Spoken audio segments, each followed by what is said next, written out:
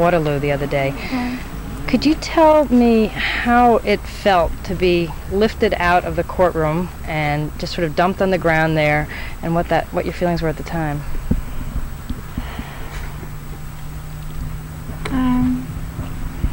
I don't know. You know, I told this judge, I gave this judge my speech, and he didn't say anything. So then they picked me up and dumped me out, and I wasn't really too sure if I was still under arrest since I was refusing personal recognizance, or if that meant I was free to go, or so I just kind of sat there, and I didn't really know what was going on at that time. I felt like, so this is it? This is like everything that we've been preparing for 5 days, and I didn't really know. Did it feel anticlimactic? Yeah, well, in some ways it felt so strange to be outside after 5 days, and to be outside alone. I'd been living for 5 days with 50 other women, and we were all so together that here I was alone, and what do I do next? Well, I have to have a meeting before I know what I'm doing. And and then everybody started rushing over to me, and that felt really great. To get all these hugs and warmth and support from people I still was like, I think maybe kind of in a state of shock or numbed out a lot. I just didn't really know. What were your feelings like for the day after and a couple days after? Wow. Slowly coming down. Some of us who were in jail together went out swimming, and we went out to eat. And we went out with a friend of ours who wasn't in jail with us, so we got to talk about some more what was going on. And then yesterday we spent all day in meetings talking about ourselves, exchanging life stories, and every time somebody had to leave, it was really, really sad. So last night, especially after we were kind of finished telling those stories, it was late, we were tired, it was dark. And it just felt real sad. It was the last time we were going to be together kind of as a group, and I kind of comparing it to graduating from high school. You spend all this time with these people, and then you have this ceremony, and it's all gone. You're all separating and dispersing, never to be together again, and that's kind of how it feels, like a high school graduation. When you were actually in jail, or so-called jail, at the Interlaken Junior High School, were you aware of what was going on outside very much? Could you see the rowdy townspeople the night before? Could we?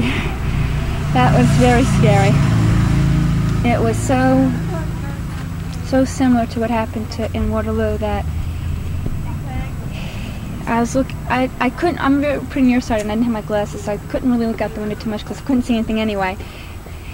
And but every once in a while I'd go over there and look out, and one time I went over and I could hear some woman saying, "Go home! Leave the country!"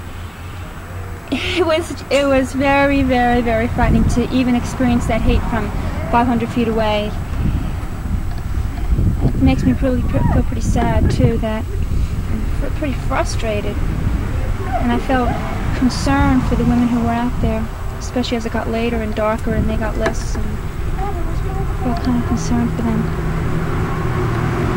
I understand that there was a lot of communication between you and the women who were out there. How did that feel? Oh, that was great. To know that people were out there for us, and it's kind of like holding hands long distance. It was really terrific. That's another Jane Doe over there in prison. And it's really terrific. You were also singing songs back and forth to each other, because I was there part of the time, and I thought that was really incredible. That you'd sing some songs and we'd try to join in. It felt like really being in jail, as if it was one set of prisoners talking to another set of prisoners, and that was really nice though, too. We were standing at the window, holding hands, trying to connect. How did they treat you in jail? Very nice. I thought really nice. I think that for what these women, a lot of them were working 16, 18-hour shifts. Most of them had other jobs, and they also were working. I thought they were really pretty patient with us on the whole, and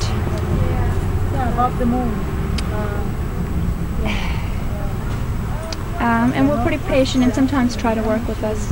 There wasn't too much they could do because they were really carrying out somebody else's orders. But there wasn't too much they could do, but they tried. There was one matron in particular named Mona that everyone seemed to be very fond of. Can you tell me about Mona a little bit? To tell you the truth, I think Mona's this one other woman that I don't think I have the right Mona. But she was this older woman, and what I know of her, that she works at Eisenhower College as a guard, and other women have said, if this is the right person, that she also works as a waitress or owns a diner in Ovid.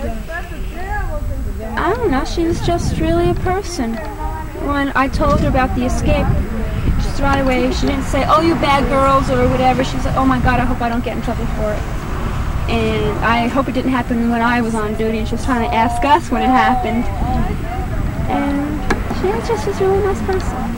Can you tell me a little bit about the escape? I know you weren't aware of it as it was going on, but what kind of discussion did you have about the escape when you were inside? Well, we couldn't really have any discussions about it because I knew about it after they left, and we couldn't discuss it until the guards found out about it, and they didn't find out about it until much later. And there wasn't really a lot of discussion about it as a group. There wasn't much divided feeling over whether it was a good idea or a bad idea. The two women jumped out a window. Was that how they did it? They escaped out a window? That's what I heard. I would say some women had some minor resentments against it. That they felt that, okay, I'll tell you how I felt. When I first heard about it, I was like, wow, great! That to me took a lot to do that, because when I was arrested, I was really scared. And I would have been too scared to jump out the window like that. But then I felt like, well, wait a minute, I felt that they should have discussed it with us first. And then I was worried about the women who were guarding us. They were going to get in trouble. But they didn't really, I think they just got yelled at. They didn't get in trouble. And I think it took a lot of courage on the part of the women who escaped to then come back. To me, it was a real flouting of authority. I think it was kind of a good act in some ways. Was this the first time you'd ever been in jail? Yes. Yes, and I knew it had to come sooner or later, and I was scared because I was scared. I didn't want to get arrested. I had decided not to get arrested, but the sheriff kind of helped me decide. And I was really scared. And then when we were in this courtyard waiting to be processed, the guards came out. We were talking about not giving our names, and the guards came out and said, if you don't give your names, we're going to further charge you with obstructing government administration, and that could mean a year in jail. I'm like, oh my God! And I was really petrified, and that's why I'm number 2, because I said, I sat down and thought for a few minutes, and I overheard somebody say, well, they're just trying to scare us, it's typical stuff. And I thought, yeah, they're right. And so I just marched over there and put myself online and got to be number 2. Because I knew I was afraid I would lose my courage if I waited any longer to do it. You were in for 5 days. How much longer do you think you would have been willing to stay in to stand by your principle of unconditional release? Me personally? Yeah. I could have stuck it out. Financially, I could have stuck it out about 2 more weeks. I don't really know. It wasn't like being somebody who I was in jail with referred to as being more like at work, that there were all these petty bullshit rules to follow, but there were no bars on the windows, and you could kind of roam around a little bit. I noticed I was staring more and more out the window and feeling pretty isolated from events that were going on outside, not just what was going on in the camp, but what was going on just outside in the world. You missed the August 1st demonstrations. How did that feel to be inside when I'm sure a lot of you up here just wanted to be in August 1st? How did that feel to be inside during that?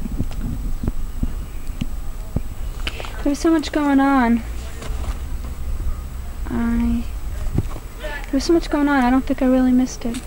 Now that I've heard some things about it, I might have wanted to be there to see 2,500 women all here for the same purpose and to connect up with that feeling, because I think the way the regular media handles peace issues, or they don't say what's going on in California or about the peace camp in Seattle or what's going on in any place else, so it feels that there is no cohesive peace movement when there really is.